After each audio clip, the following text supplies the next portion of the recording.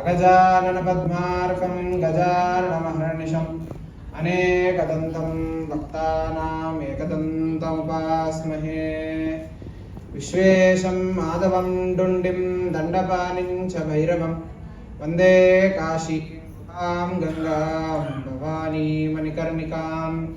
शारदां भोजवदनां वदना वदनां भुजे सर्वदास्माकं सन्निधिं क्रियात्। माला सुधा कुंभ विभोजमुद्रां स्थैर्विराजः करवारिजाताम्। अपार कारुण्य सुधाम्बुराशीं श्रीशारदाम्बां प्रणतोऽस्मि नित्यम्।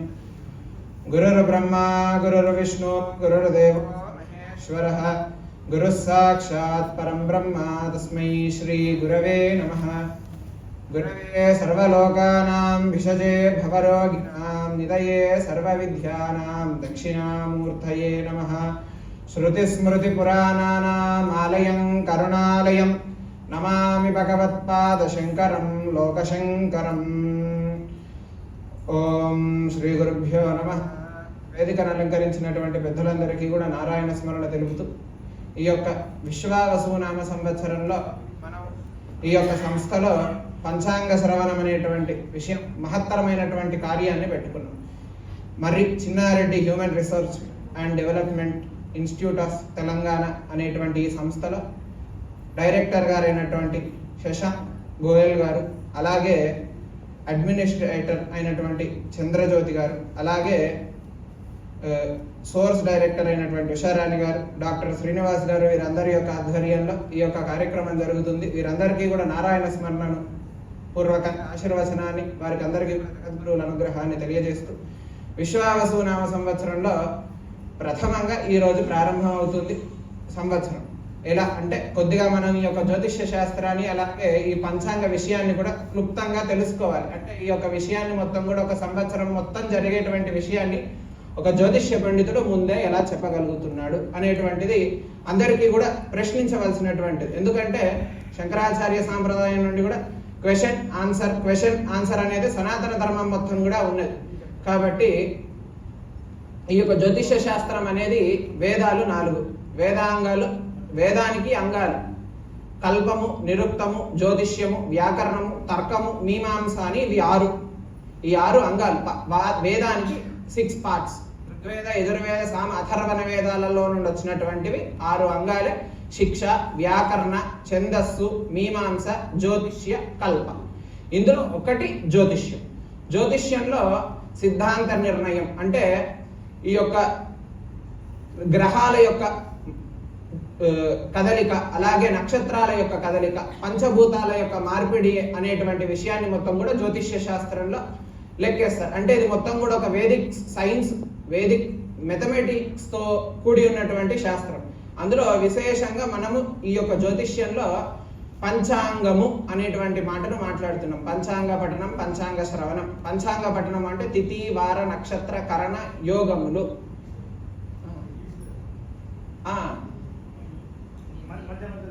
I'll tell. This Jyotisha Shastra is considered by 5 angas. It's called as Panchanga. Panchanga has Tithi, Vara, Karana, Nakshatra, Yoga. These are called as Panchangas. Panchangas, first Tithi. Tithi. In Sanskrita they say Tithyoh Ayushya Shriyamapnoti. Like every day we should say, listen to Panchanga. Every day as Tithi, Vara, Nakshatra, Karana and Yoga. ఈ అన్నిటిని కూడా వినడం ద్వారా ఏమవుతుంది అంటే తిథ్యౌ శ్రియమాప్నోతి. Like if we listen to tithi. Now for in Sanskrit తిథి అంటే పాఠ్యమి, ప్రతిపత్, విధియ, తదియ, చవితి, పంచమి, షష్ఠి, సప్తమి, అష్టమి, నవమి, దశమి, ఏకాదశి, ద్వాదశి, త్రయోదశి, చతుర్దశి, కృష్ణ పక్షంలో అమావాస్య, శుక్ల పక్షంలో పూర్ణిమ. దీస్ ఆర్ కన్సిడర్డ్ యాస్ తిథి. ఈ తిథులను మనం స్మరణ చేయడం ద్వారా శ్రియమాప్నోతి, we get wisdom and we get success. తిథౌ శ్రియమాప్నోతి. వారౌ ఆరోగ్యకారకః. If we say every day that day is vara, like Sunday, Monday, Tuesday, ఆ వారాన్ని స్మరించడం ద్వారా వారు ఆరోగ్యకారకః, లైక్ ఆరోగ్యానికి మనకి కారకమయ్యేది వారము. తిథౌ శ్రియమాప్నోతి వారో ఆరోగ్యకారక నక్షత్రే నక్షత్రో అరిష్టనాశక. We have 27 stars. ఈ 27 స్టార్స్ అన్ని కూడా నక్షత్రాలు. అవే 27 రోజులుగా 27 డేస్ గా చెప్పారు. ప్రతిరోజు ఒక నక్షత్రం వస్తుంది. అశ్విని, భరణి, కృత్తిక, ఇలా 27 నక్షత్రాలు ఉన్నాయి. ఆ 27 నక్షత్రాలను కూడా స్మరించడం ద్వారా మనకి పాపం అనేది నాశనం అవుతుంది అని చెప్పారు. అలాగే యోగం తిథి వార నక్షత్ర కరణ యోగ. కరణం కారణ. కరణం అనేది బాలవ, అలాగే బ్రాహ్మణ, వదగ అనే ఇలా కరణాలు ఉంటాయి. ఈ కరణాలను స్మరించడం ద్వారా కారణం మన జీవితానికి like we get successful in our lifes. అలాగే యోగం యోగ్యదాయక. If we want to do anything, ఏ పని చేయాలన్నా కూడా ఒక యోగం ఉండాలి. లైక్ ఏ పని అయినా సరే we want to do something, ఏదో ఒక పని చేయాలంటే ఆ పని చేయడానికి మనకి బలం రావాలి. Like we should get full strength, అన్ని రకాలుగా మెంటల్ గా కానీ ఆ చేసే పనికి ఫిజికల్ గా కానీ స్ట్రెంగ్త్ రావాలి అంటే యోగము అంటారు దాన్ని. యోగ్యకారక అని చెప్పారు. ఇలా ఈ పంచాంగము, ఈ 5 అంగాలను కూడి చెప్పేటువంటిదే పంచాంగం. అలాగే ఈ సిద్ధాంత నిర్ణయము అనేది కూడా ఈ సంవత్సరంలో భవిష్యత్తు కాలంలో లైక్ వచ్చేటువంటి ఫ్యూచర్ లో ఈ 12 నెలలలో జరిగేటువంటి అన్ని విషయాలను కూడా ఈ యొక్క జ్యోతిష్యంలో ఈ రోజు పంచాంగ పఠనం ద్వారా జరుగుతుంది. కాబట్టి ఈ సంవత్సరానికి విశ్వావసు అనేటువంటి నామ సంవత్సరం. విశ్వావసు అనేటువంటి నామ సంవత్సరము ఇది 26వ సంవత్సరం. అంటే మనకి ఇన్ హిందూ టెక్స్ట్ అలాగే హిందూ క్యాలెండర్ ప్రకారంగా ఇంగ్లీష్లో ఎలా అయితే 20, 21, 22, 23, 24 ఉంటాయి, అలాగే ఇంగ్లీష్ సంస్కృతంలో ప్రభవ, విభవ, శుక్ల అని 60 ఇయర్స్ ఉంటాయి మొత్తం. ఆ 60 ఇయర్సే రిపీట్ అవుతూ ఉంటాయి. ఇప్పటికీ మనకి ఈ యొక్క కల్పము, ఈ కల్పాన్ని శ్వేతవరాహ కల్పం అన్నారు. అంటే అట్లా 14 కల్పాస్ ఉంటాయి. ఆ 14 కల్పాస్ లో ఒక కల్పము శ్వేతవరాహ కల్పం. ఒక కల్పంలో కృత, త్రేత, ద్వాపర, కలి 4 యుగాలు ఉంటాయి. అలాగే ఈ కలియుగంలో 4,77,500 చిల్లర సంవత్సరాలు ఈ యొక్క కలియుగం. 4,54,000 ఇయర్స్ దిస్ కలియుగ. అలాగే ఈ కలియుగంలో దిస్ కలియుగ ఇస్ డివైడెడ్ ఇంటూ 4 పాదాస్. కలియుగే ప్రథమ పాదే, ద్వితీయ పాదే, వి సే ఇన్ సంకల్ప ఆల్సో. కలియుగే ప్రథమ పాదే జ్వంబూ ద్వీపే భరతఖండే భారతవర్షి మేరోహ దక్షిణ దిగ్భాగే. లైక్ హైయెస్ట్ పర్వత సార్ మేరు పర్వతం. మీరు మౌంట్ ఎవరెస్ట్ పర్వతానికి దక్షిణ సౌత్ ఇండియా సౌత్ సైడ్ ఉన్నాం కాబట్టి దక్షిణ దిగ్భాగే India is south to it. అలా ప్రథమ పాదంలో కలియుగం ప్రారంభమై ఈ రోజుకి 5,126 సంవత్సరాలు, 5,126 ఇయర్. ఇది 26th ఇయర్ ఈ రోజు నుండి స్టార్ట్ అవుతుంది. విశ్వావసు నామ సంవత్సరం అనేది అందుకే 26వ సంవత్సరం. ద్వాపర యుగం ఎప్పుడైపోయింది? కృష్ణుడు ఎప్పుడైతే ఆయన శరీరాన్ని వదిలేసి వెళ్ళిపోయాడో అప్పుడు కలియుగంలోకి కలి ప్రవేశించిన తర్వాత ప్రథమ పాదంలో 5,000 అంటే 5,126 ఇయర్స్ లో ఇప్పుడు 26th ఇయర్ లో మనం ఉన్నాం. ఈ 26th ఇయర్ పేరు విశ్వావసు నామ సంవత్సరం. ఈ విశ్వావసు నామ సంవత్సరానికి రాజు అనేవాడు ఉంటాడు, కింగ్. లైక్ ఈ సంవత్సరం ఈ ఇయర్ ఏ డేతో స్టార్ట్ అవుతుందో ఆ డే రోజు ఉండేటువంటి అధిపతి ఆ సంవత్సరానికి మొత్తానికి అధిపతి. అంటే ఈరోజు ఏం డే? సండే. ఈ సండేకి అధిపతి ఎవరు? సండే ఈజ్ అధిపతి సూర్యుడు. సండేకి సూర్యుడు అధిపతి, సన్ అన్నాం కదా. కాబట్టి ఈ సంవత్సరానికి మొత్తానికి కూడా రాజు వారాధిపతి వచ్చేసి సూర్యుడు. ఆ సూర్యుడు అలాగే ఆ సూర్యుడికి అంగదేవతలు, ఉపాంగ దేవతలు అనేటువంటి వారు కూడా ఉంటారు. అంటే ఇప్పుడు సూర్యుడు రాజు అయినప్పుడు మంత్రి చంద్రుడు అవుతారు. అలాగే మంత్రి చంద్రుడు అయినప్పుడు రసాధిపతి, నీరసాధిపతి, నవనాయకులు అని కూడా ఉంటారు. అలా ఈ రాజు సూర్యుడు, అలాగే దేవాధిపతి గురుడు, పురుషాధిపతి రవి, గ్రామాధిపతి బుధుడు, వస్త్రాధిపతి శని, అలాగే రత్నాధిపతి చంద్రుడు, వృక్షాధిపతి కుజుడు. అంటే లైక్ ఇప్పుడు రాజు అయిండు. లైక్ ఇప్పుడు ఇది కూడా ఒక రకంగా ఒక మన రాజ్య పరిపాలనలో ఒక సీఎం, ప్రెసిడెంట్, ప్రైమ్ మినిస్టర్ కింద సీఎం కింద మినిస్టర్లు ఎలా ఉంటారో అలాగే రాజు అనేవాడు మన భాషలో ప్రెసిడెంట్ ఎవరయ్యారు? సూర్యుడు అయ్యాడు. సూర్యుడు తర్వాత వచ్చేవాడు ఎవడు? చంద్రుడు, మూన్. కాబట్టి మూన్ ఏమయ్యాడు? మంత్రి అయ్యాడు. మంత్రి తర్వాత వచ్చేవాడు ఎవరు? కుజుడు అంటే ట్యూస్డే రోజు గ్రహాన్ని కుజుడు, మంగళ గ్రహం. హిందీలో మంగళ గ్రహ అని కూడా అంటారు, కుజ గ్రహం. అలాగే బుధుడు ఉపమంత్రి, అలా బృహస్పతి ప్రథమాధిపతి, శని అలాగే బుధుడు నీరసాధిపతి, రసాధిపతి శని. రసాధిపతి అంటే లిక్విడ్స్ కన్నిటికి ఈ సంవత్సరం మొత్తం ఉండేటువంటి రసములు అంటే లిక్విడ్స్, ఆయిల్ కానీ క్రూడ్ ఆయిల్స్ కానీ అన్ని ఆయిల్స్ అన్నిటికీ కూడా అధిపతి శని. నీరసాధిపతి అంటే రసాలు కానటువంటివన్నిటికీ కూడా అధిపతి బుధుడు అని చెప్తున్నారు. అలాగే చెప్తూ ఈ సంవత్సరము అన్ని సంవత్సరాల కంటే కూడా చాలా శ్రేయోవంతంగా ఉంది. అలాగే అన్ని రకాలుగా కూడా భారతదేశానికి చాలా ఉపయుక్తంగా ఉన్నటువంటి సంవత్సరంగా మనము నిర్ణయించుకోవాలి. ఫస్ట్ మనము ఇందులో ప్రథమంగా కర్తరి అనేటువంటి విషయాన్ని చూద్దాం. కర్తరి అంటే the days which are not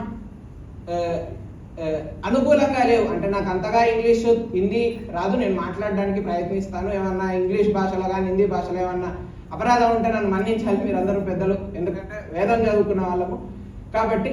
అంటే అనుకూలంగా లేనటువంటి కొన్ని తిథులు మనకి చెప్పారు, అది కర్తరి అంటారు. ఆ కర్తరులు మొదటి కర్తరి ఎప్పుడు వాస్తు కర్తరి ప్రారంభం అవుతుందంటే మే 4వ తారీఖు నుండి 2025 మే 4వ తారీఖు భరణీ నక్షత్రంలో రవ్యాధిపతి అంటే సూర్యుడు అధిపతిగా ఈ యొక్క నక్షత్రం ఈ యొక్క మొదటి కర్తరి వస్తుంది. అలాగే రెండవ కర్తరి ప్రవేశం అయ్యేది మే 28వ తారీఖు 2025లో వస్తుంది. అలాగే మనకి ఆర్ద్ర కర్తరి ఇలా వస్తాయి, ఆర్ద్ర కర్తరి పుష్యకర్తరి అని వస్తాయి. అది జూన్ 2022 నుండి ఆర్ద్ర కర్తరి ప్రారంభమవుతుంది. అలాగే జ్యేష్ఠ మాస ద్వాదశి అప్పటి వరకు కూడా ఈ యొక్క కర్తరి మొత్తం కూడా ఉంటుంది. ఆ కర్తరులో చెప్తూ విశేషంగా మౌఢ్యమీ కాలాలు అనేవి కూడా మనకి జ్యోతిష శాస్త్రంలో ఉంటాయి. అంటే పంచాంగ శ్రవణం అనేది 5 అంగాలు అయినప్పటికీ కూడా ఈ 5 అంగాలను అంటే విసెట్ ఈ 5 అంగాలు తిథి వార నక్షత్ర కర్ణ యోగాలు ఈ 5తో పాటు మనకి ఈ సంవత్సరము ఏ డేస్ సూటబుల్ కావు, ఆస్పిషియస్ అండ్ అనాస్పిషియస్ అని అంటారు చూడండి. అలా ఏ రోజులైతే మనకి శుభకార్యాలు చేయడానికి కానీ లేదంటే వివాహము ఉపనయనం ఇలాంటి కార్యక్రమాలు చేయకపోవడానికి కొన్ని ఉంటాయి. వాటిని మౌఢ్యమి అంటారు, మన భాషలో మూఢం అంటారు. మౌఢ్యం అనేది ఏర్పడుతుంది. ఆ మౌఢ్యం అనేది మొదటి మౌఢ్యము గురు మౌఢ్యం వస్తుంది. గురు మౌఢ్యము జూన్ 9 నుండి జూలై 9 వరకు 2025వ సంవత్సరంలో ఉంటుంది. అలాగే శుక్ర మౌఢ్యమి కూడా ఉంది. అంటే ఈసారి 2 మౌఢ్యాలు వస్తున్నాయి, మూఢములు 2 వస్తున్నాయి. రెండవ మూఢం వచ్చేసి నవంబర్ 26వ తారీఖు 2005లో వచ్చి ఫిబ్రవరి 17వ తారీఖు 2026 వరకు ఉంది. దాదాపుగా 2.5-3 నెలల వరకు ఈ యొక్క మౌఢ్యం అనేది శుక్ర మౌఢ్యం అనేది ఉంది. ఆ రోజులు which are inauspicious for doing any auspicious days, అంటే లైక్ వివాహం చేయడానికి కానీ ఉపనయనం చేయడానికి కానీ ఈ మూడాలతో పనికిరాదు. అలాగే మనకి నవనాయకాధిపత్యము ఇవన్నీ కూడా చెప్పుకున్న తర్వాత ప్రతి సంవత్సరం కూడా ఒక పుష్కరం వస్తుంది. అంటే మనకి 12 నదులు ఉన్నాయి. 12 నదులు గంగా, యమున, కృష్ణ, గోదావరి, నర్మదా, సింధు, కావేరి, తుంగభద్ర, పరాహర ఇలా 12 నదులు ఉన్నాయి. ఈ సంవత్సరం వచ్చేటువంటి నది పుష్కరం పేరు సరస్వతి నది పుష్కరాలు వస్తుంది. ఈ సరస్వతి నది అనేది మనకి ఎక్కడా కనిపించదు, దాన్ని అంతర్వాహిని అంటారు. అంటే అంతర్వాహిని which we cannot see out. Ganga we can see, Godavari, Krishna, Kaveri, Narmada, this all ఇవన్నిటిని కూడా మనం చూడొచ్చు. కానీ సరస్వతి నదిని మనం ఎక్కడా చూడలేము. కేవలం బద్రీలో ఒక్క దగ్గర ఒక 2 కిలోమీటర్ల పాటు ప్రయాణం చేస్తుంది. అలాగే ఈ పుష్కరాలు వచ్చేసి ప్రయాగ్రాజ్ అనేటువంటిది ఉత్తరప్రదేశ్లో ఉంది, ప్రయాగ్రాజ్ క్షేత్రం. ఆ ప్రయాగ్రాజ్ క్షేత్రంలో ఈ సరస్వతి పుష్కరాలు అనేటువంటి పుష్కరాలను చేస్తారు. అలాగే పశునాయకులు అంటే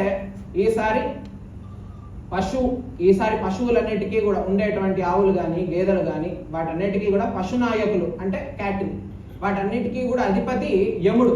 ఎప్పుడైతే పశునాయక అధిపతి యముడు అవుతాడో అప్పుడు క్యాటిల్ ఫీడింగ్ లేదంటే క్యాటిల్స్ ని పెంచడము, క్యాటిల్స్ ని అమ్మడము భారతదేశంలో ఎక్కువ జరుగుతుంది అని కూడా మనం చెప్పుకోవచ్చు.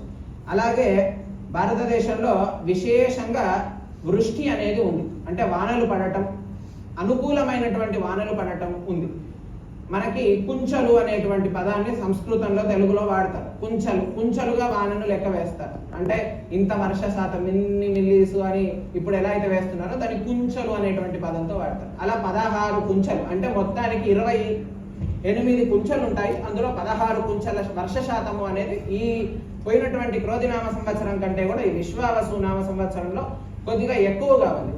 అందులో 8 కుంచెల భాగము సముద్ర ప్రాంగణంలో పడుతుంది. అలాగే 6 కుంచెల ప్రాంగము పర్వతాల పైన పడితే 2 కుంచెల యొక్క వర్షము భూమిపైన మనం ఉన్నటువంటి ప్రదేశంలో పడుతుందట.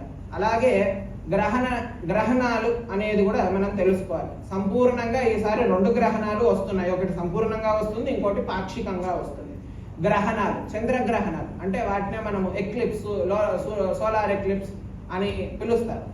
అవి మనకి భారతదేశంలో సంవత్సరంలో 4 వస్తాయి. 2 చంద్రగ్రహణాలు, 2 సూర్యగ్రహంతో చంద్రగ్రహంతో.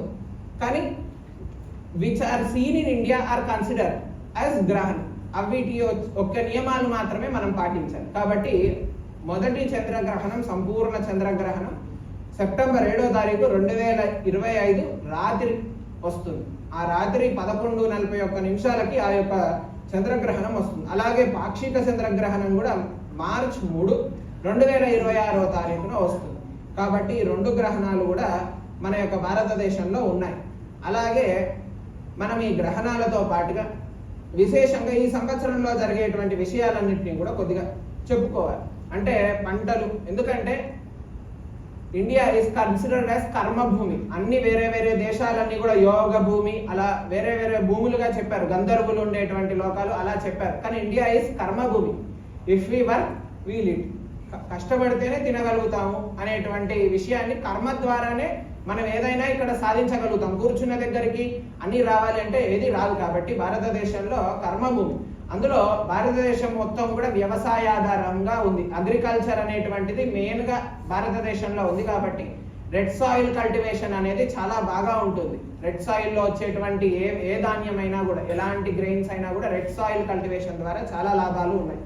అలాగే ఈ సంవత్సరము వర్షపాతం ఎక్కువ ఉండడం ద్వారా పెద్ద పెద్ద నగరాలు like big cities like Mumbai లాంటి కొన్ని సిటీలలో హై ఫ్లడ్స్ వచ్చి 2-3 రోజుల వరకు కూడా ఆ సిటీలన్నీ కూడా నీళ్ళలో మునిగిపోయేటువంటి ప్రమాదం కూడా ఉందంట. అలాగే ఎలక్ట్రానిక్, కంప్యూటర్స్ ఇవన్నీ కూడా భారతదేశంలో చాలా డెవలప్ అవుతాయి. అలాగే భారతదేశానికి కేంద్రం నుండి, రాష్ట్రం నుండి ఉండేటువంటి సేవకులు, ప్రభుత్వ సేవకులు అందరూ కూడా ఎక్కువగా వస్తారట ఈ సంవత్సరం. అదే ఇప్పుడు చెప్పేటువంటి యూపీఎస్సీ, సివిల్ సర్వెంట్స్, లేదంటే పోలీస్, వీళ్ళందరూ కూడా సేవకులు. వీళ్ళందరూ కూడా భారతదేశానికి ఎక్కువగా డెవలప్మెంట్ అయ్యి వాళ్ళందరూ కూడా వస్తారు. అలాగే ఎంఎన్సీలన్నీ కూడా భారతదేశంలో ఈసారి ఇక కొత్తగా ఎస్టాబ్లిష్ అవుతాయి. అలాగే విశేషంగా రియల్ ఎస్టేట్, కన్స్ట్రక్షన్ రంగాల వారికి చాలా డెవలప్మెంట్ ఉంది. ఈ సంవత్సరం 2025 కంటే కూడా 25వ సంవత్సరం విశ్వావసునామ సంవత్సరంలో చాలా లాభము ఈ రియల్ ఎస్టేట్ వారికి, కన్స్ట్రక్షన్ వారికి ఉంది.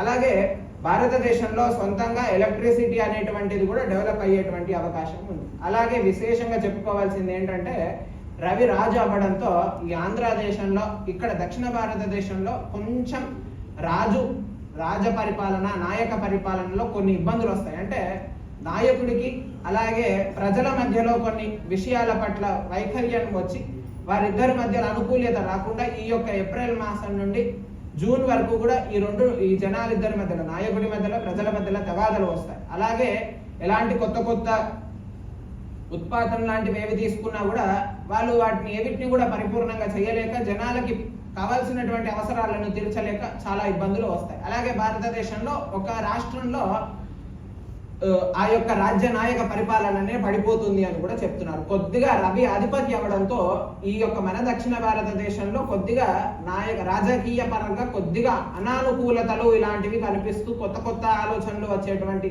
అంటే అనుకోనటువంటి పరిస్థితులు వచ్చేటువంటి అవకాశం కూడా ఉంది. ఎలక్ట్రిసిటీ ఇలాంటివన్నీ కూడా మన భారతదేశంలో ఈ సంవత్సరం ఇంకా పెరుగుతాయి. క్రూడ్ ఆయిల్ అనేటువంటిది భారతదేశంలో అవైలబిలిటీ కూడా చాలా పెరుగబోయే అవకాశం ఉంది అని కూడా చెప్తున్నారు.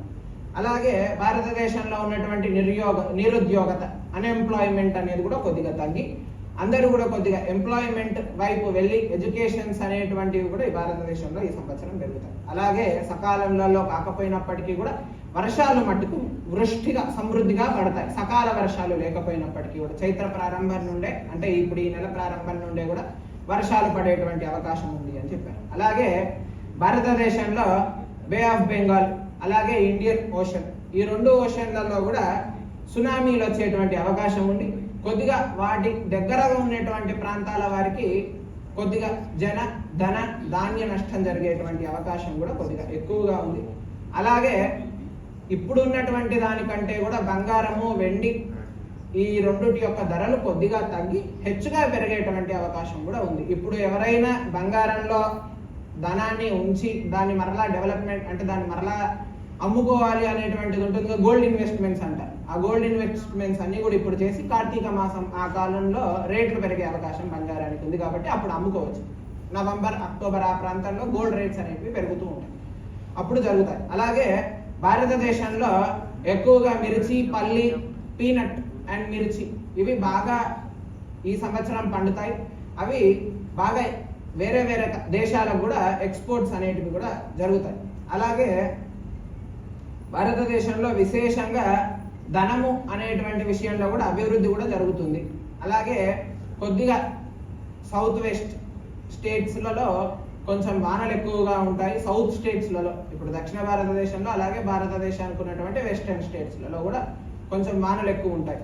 అలాగే రసాధిపతి అయినటువంటి శని ఆయన రసాధిపతి అవడంతో ఆ రసాధిపతి అయినటువంటి శని ఉండడం ద్వారా మనకి కొద్దిగా నల్ల భూములు ఇవి ఉత్తర దేశంలో ఉన్నటువంటి నల్ల భూములన్నీ కూడా చాలా లైక్ బ్లాక్ సాయిల్ అలాగే నువ్వులు ఇవన్నీ కూడా మినుములు ఇవన్నీ కూడా చాలా ఎక్కువగా పండేటువంటి అవకాశం ఉత్తరం నార్థన్ స్టేట్స్లలో చాలా ఎక్కువగా ఉంది. అలాగే ఈసారి భారతదేశంలో మన యొక్క భారతదేశానికి సరిహద్దులు బౌండరీస్లలో కొద్దిగా అనుకోకుండా అటాక్స్ జరిగి భారతదేశానికి చిన్న నష్టం వచ్చినప్పటికీ కూడా మన యొక్క సైనిక రంగం బలంగా ఉంది కాబట్టి ఎవరికి ఎక్కువ ప్రాణ నష్టం లేకుండా అందరూ బాగుండేటువంటి అవకాశం కూడా ఉంది భారతదేశంలో. అలాగే నీరసాధిపతులు బుధుడవడం చేత సిమెంటు, ఐరన్, సాయిల్ రేట్స్ చాలా పెరుగుతాయి.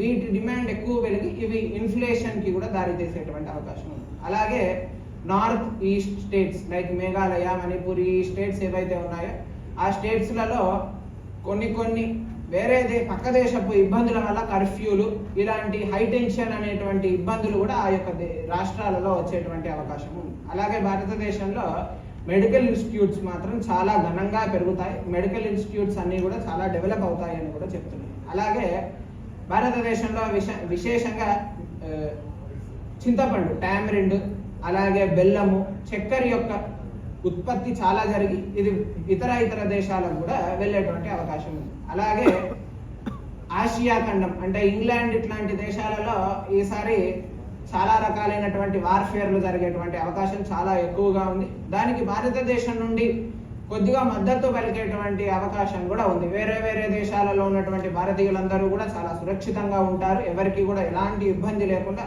అందరూ బాగుంటారు. అందులో విశేషంగా పౌల్ట్రీ అలాగే ఆక్వా అంటే పౌల్ట్రీ, కోడి గుడ్డు ఉత్పత్తి ఇవన్నీ అలాగే ఆక్వా ఉత్పత్తిలో చాలా లాభాలు కూడా అనుకోని దానికంటే కూడా ఎక్కువ లాభాలు ఈ సంవత్సరము ఉన్నాయి. అలాగే భారతదేశంలో మనం చెప్పుకున్నట్టుగా ఇప్పుడు ఈ ఏప్రిల్ 1వ తారీఖు నుండి కాలసర్పయోగం ద్వారా కొద్దిగా రాజకీయ పరంగా నాయకుల మధ్యలో విశ్లేషణలు రావడం అలాగే చాలా ఇబ్బందులు జరగడం లాంటివి ఉన్నాయి. ఈ యొక్క ఎండాకాలం ఈ సంవత్సరంలో వచ్చేటువంటి ఈ సమ్మర్లో రవి రాజు అవడం చేత ఆ యొక్క రవి అవడం చేత ఏమవుతుందంటే ఎక్కువగా ఎండలు అనేటువంటిది వస్తుంది. రికార్డ్ స్థాయిలో మనం ఇప్పటి వరకు చూసిన దానికంటే కూడా చాలా ఎండలు ఉన్నాయి. ఆ ఎండల ద్వారా అగ్ని ప్రమాదాలు, జన నష్టం జరిగేటువంటి అవకాశాలు కూడా ఉన్నాయి అని చెప్పి మనకి చెప్తున్నారు. అలాగే ఉత్తరాది దేశాలలో ఉత్తర రాష్ట్రంలో అంటే భారతదేశంలోనే ఉత్తర రాష్ట్రంలో ఈ యొక్క విశేషంగా ఎండల యొక్క ఉపలభ్యత ఉంది. అలా ఈ భారతదేశంలో ఇప్పటి వరకు ఇవి ఇలా ఉండగా మనము 12 రాశులు అనేటువంటివి ఉంటాయి. ఈ యొక్క 27 నక్షత్రాలతో పాటుగా 12 రాశులు ఉంటాయి. ఆ యొక్క 12 రాశుల యొక్క విషయాన్ని కూడా మనం చెప్పుకుందాం.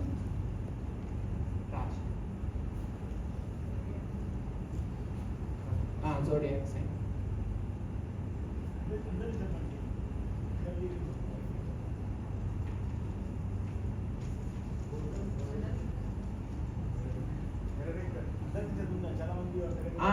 పన్నెండు రాశుల వారి అందరినీ కూడా చెప్తాం. అలాగే క్లుప్తంగా